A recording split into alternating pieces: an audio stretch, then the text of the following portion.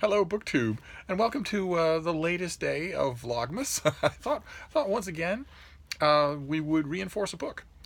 I did a video for Vlogmas a little bit ago where we reinforced a mass market paperback of an English language translation of the Gallic campaigns of Julius Caesar, and that served its purpose.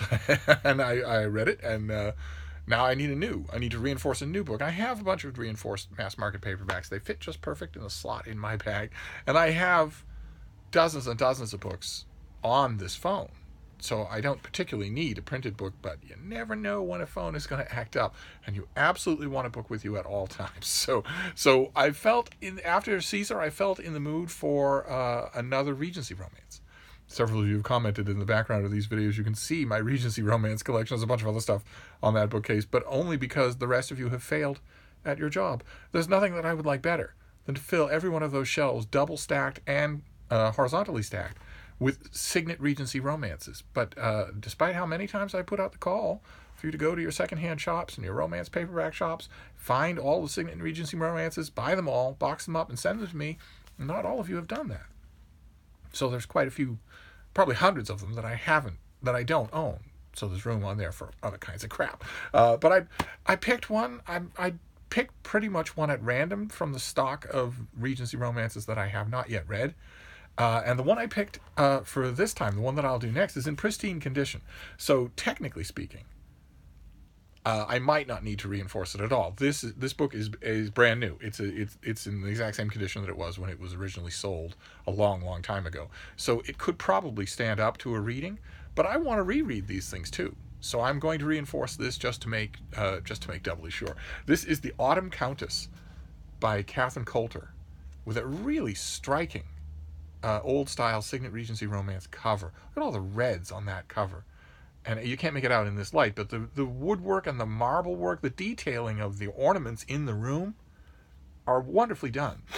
As usual in these, this is from 1978, and back then the cover artists were not credited, so I have no idea who did this. But as you can see, this still has a sheen on the cover. This is still in perfect condition, but we're gonna reinforce it just in case. So we have our tools.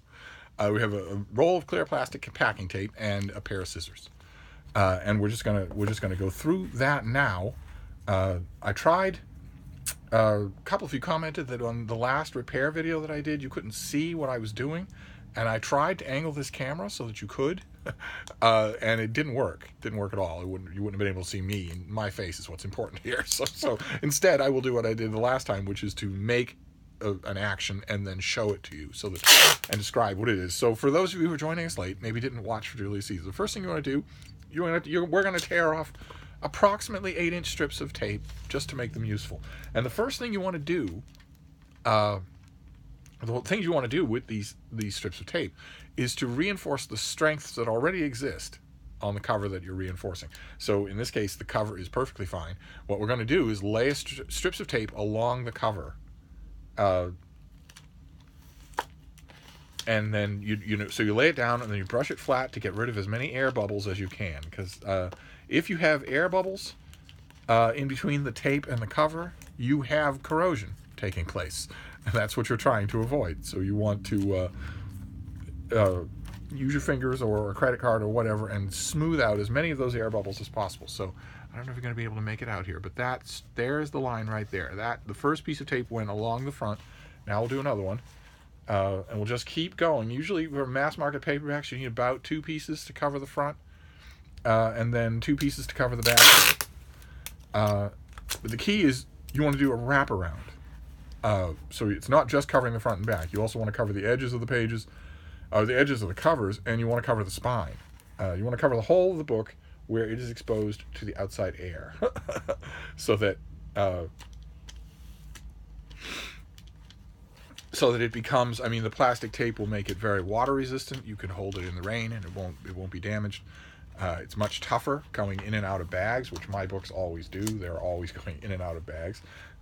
Let's see what we can do. Can you make that out? There is the split between the 2 pieces, and the second piece goes almost all the way to the spine, so that We don't have to do another piece on the front of the book. What we have to do now is a piece on the spine, folding down on both sides. But first, we'll move to the back, and do the same thing all over again. This Regency romance is from 1987, and it is the story of a young woman named Andrea James, whose father was a noted society rake hell, a dissolute figure in the era, and it brought a lot of embarrassment on her family, and it scarred her because she is a young woman of delicate, bookish temperament. So the idea of being the subject of social mockery was just awful to her, in addition to the embarrassment of it happening, to your father, in your family. So she has decided, now that it's her time to marry, she has decided to accept the suit of the Earl of Devbridge, who is in his 50s, which is the cover. See, in this case, I might as well show you the bad stuff too. In this case, the tape broke wrong, so now we have to find where it ends and try and get it to break right again. That just happens. That's all. There's no way to avoid it. She has decided to accept the marriage proposal of the Earl of Devbridge, who is wealthy and has a magnificent country home, but who is, as characters point out to her right away, old enough to be her father. And that's kind of the point. It's kind of the point that he's old enough to be her father, so he's going to respect her wishes. And he makes her that offer, that if she accepts his hand in marriage and becomes the hostess at his home, the woman of the house, he'll, as the saying goes, respect her person, meaning he won't require arduous wifely duties, amorous wifely duties. So we do it.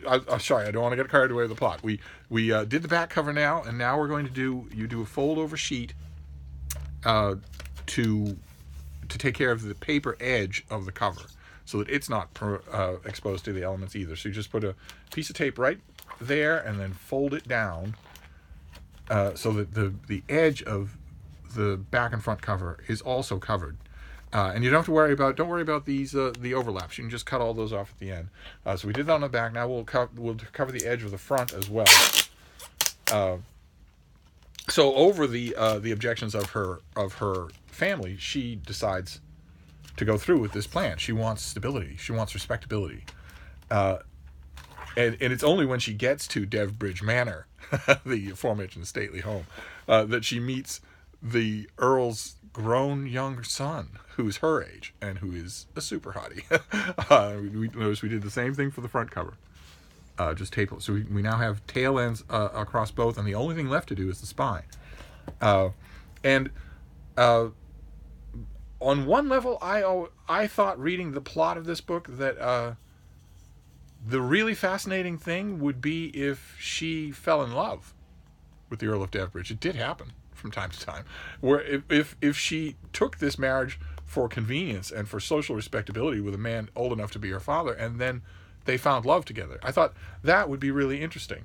But I gather from the plot description that the Earl of Devbridge that there are secrets at Devbridge Manor, and that one of the secrets involves the Earl's previous wife, and that there may be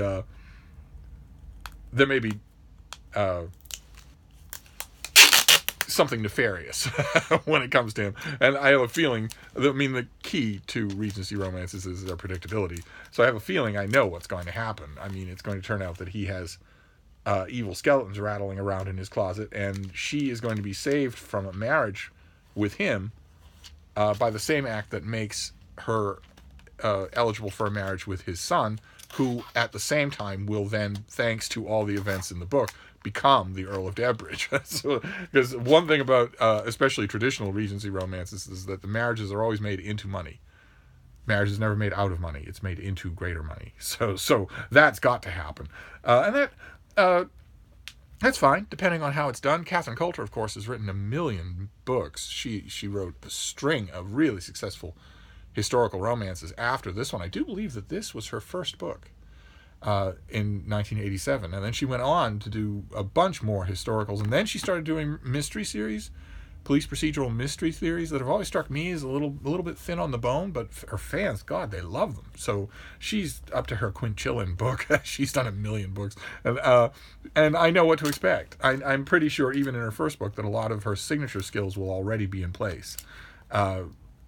Foremost, which will be dialogue. She is terrific at dialogue. So I'm hoping for that.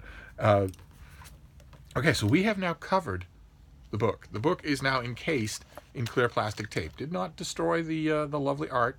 Did not make the thing look bad.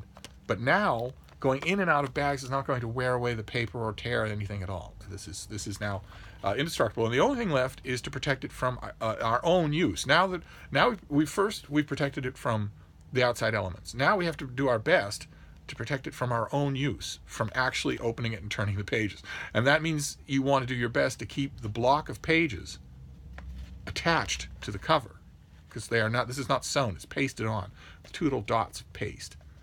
So the weakness that typically besets these mass markets, especially the older ones, is that the cover will just pop off. Most people don't manhandle the mass market paperbacks bad enough to actually crack the spine, to crack the book into 2 pieces. Usually what happens is the cover comes off. So we want to, and there's nothing we can do about that. We can't get inside and get at the glue, but we can do something. We can use plastic tape to try and adhere the book to its pages, at least a little. I have found that it adds decades to the life of a book. So what you want to do is take a shorter piece of tape, not the whole 8 inches, but shorter. Because this isn't going to go on the outside. This is going to go on the inside. What we're going to do is open the book to its first fold and lay a piece of plastic tape right down the middle. So that's... Okay, okay, while I was yammering, my plastic tape taped to itself. I ordinarily don't yammer when I do this. I'm ordinarily doing it in the privacy of my own little book room here. So I'm going to open the cover wide, maybe a little wider than you ordinarily would, a little wider than is healthy, and lay the tape down right in the middle. And that tries to hold the page in. But what we'll do, like we did the last time, is do it again. We'll do it in another natural opening to the book. But while I was thinking about, what to expect from Catherine Coulter in this book, I was also thinking about why it is that Regencies are so incredibly comfortable, especially these old Signet Regencies where you are not dealing with bad sex scenes, or you're not dealing with anything like that, and where you're also not dealing with, to the extent that the author can make it true, you're also not dealing with a lot of historical inaccuracy, a lot of anachronisms. Modern, larger Regency romances, I don't know if I have one. The big colorful ones on that bookcase, but you probably can't make them out.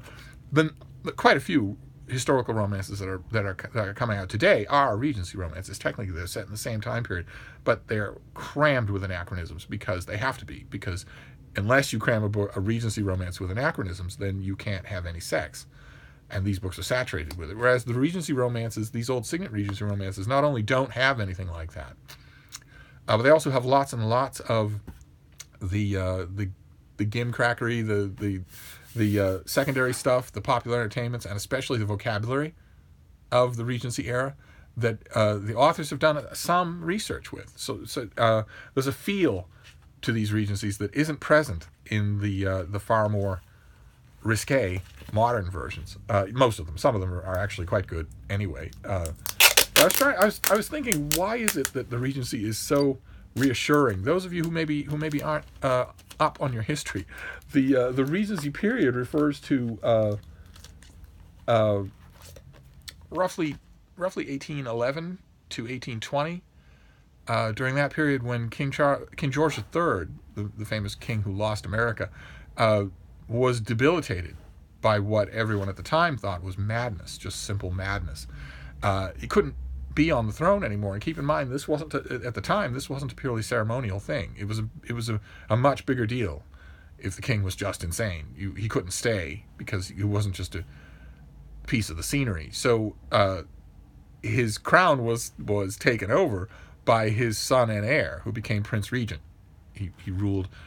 Regencies usually applied when the next in line to the throne is an infant or small child. Then you have either a regent or a Regency council that rules until they're of age. In this case, it was that the king was non compos mentis, so his son a ridiculous fop and party animal, became Prince Regent for those years. And I think one of the attractions of the Regency period, because of that, is that it on the surface anyway, on one level, it kind of gives the impression of a time of a very discrete period in history when there was, so to speak, no adult supervision. The Regency period, for the wealthy 10,000 families, glittered with, money and comfort and whatnot. And you dig a little into that, and you realize that you would not want to be transported from the 21st century Western society to a dinner table at Devbridge Manor in 1812. You wouldn't want to do it because it would be disgusting, absolutely disgusting. Regency romances sort of discreetly knock all that under the tablecloth and just deal with the elegance. But it's a time period when it feels almost like history is suspended. It isn't. But in Regency romances, especially these Signet Regency romances, it very much is. You will never hear the politics of the time. The characters will never be involved in the politics of the time or anything. The action will never break from a stately country home and move to Parliament, for instance, like it would in a Trollope novel, chronicling a later age. Instead, it's one of the comforts is that there's that feeling of suspension. There's a time when the regent is himself fond of drinking and dancing, and so society can sort of mimic, can sort of follow his lead. Another attraction for Regency romances isn't so much the time period as it is the plot template. Not so much the individual plots, because sometimes writers will throw in a bit of smuggling or an imprisoned housemaid or something like that. But the plot template usually revolves around trivialities, and that can be comforting. That can be very much what you're in the mood to read.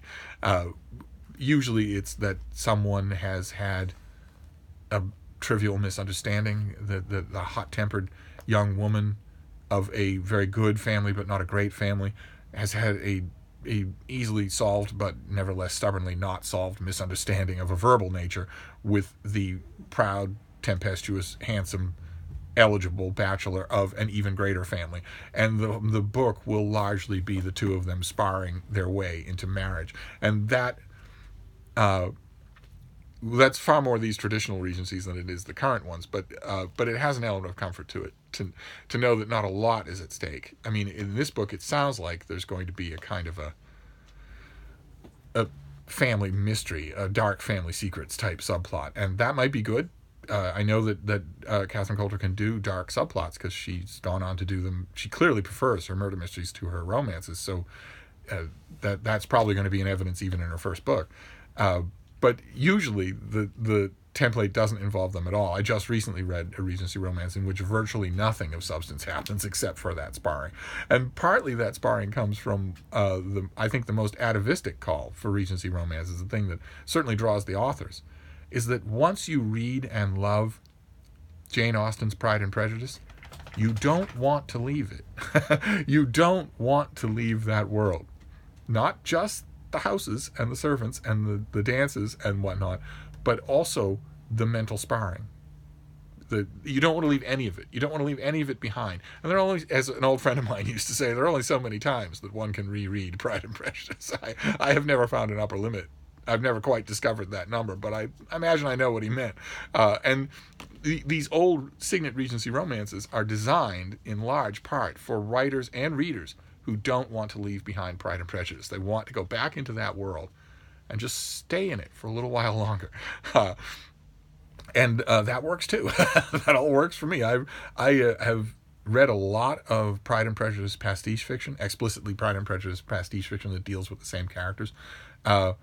And none of it is anywhere near as enjoyable as going back into the actual world of Pride and Prejudice is never as enjoyable as going into these simulacrums that are light and tremendously palate cleansing. And sometimes they're just what I want as a subway read. I have lots of other books, on my phone, and I often have a galley copy or two with me in my bag. But one of the things you want from a subway book, being public transportation, a train, a public transportation book of any kind, one of the main things you want is for it to pull you in so that you're not thinking about your commute at all. Even as I've experienced, I wonder if any of you have, even that you're looking forward to commute because you get to go back to the book. That's one of the foremost things that a bag book can do. And for me, Regency romances always do it. There's no feeling worse than putting an untried mass market of just any kind, or a review copy of a book that I know nothing about. There's no worse feeling than stuffing that into your bag, launching yourself out onto your day, and then suddenly realizing, oh no, this is not good. This is not pulling me out of my commute. Instead, it's keeping me right in my commute and making me notice how awful it is. You want a book that won't do that, even if it's an old favorite, that you just keep rereading. And one of the kinds of books that where I haven't actually read the book, but I can almost guarantee that it will cast that spell, are these old Signet Regency romances. That's why I go bother to reinforce them all. So my next one will be the Autumn Countess. And all that's left for me to do, this is all reinforced now, all that's left for me to do is cut these tags off, just to trim the book so that the excess is gone. But that's our latest book reinforcement with a little digression on Regency romances. So I'm going to wrap this up for now. That this book is now done. I will trim it and then I will stuff it in my bag. But we will continue with Vlogmas and a bunch of other stuff. So I'll wrap this up, but I will see you soon. Thank you, BookTube.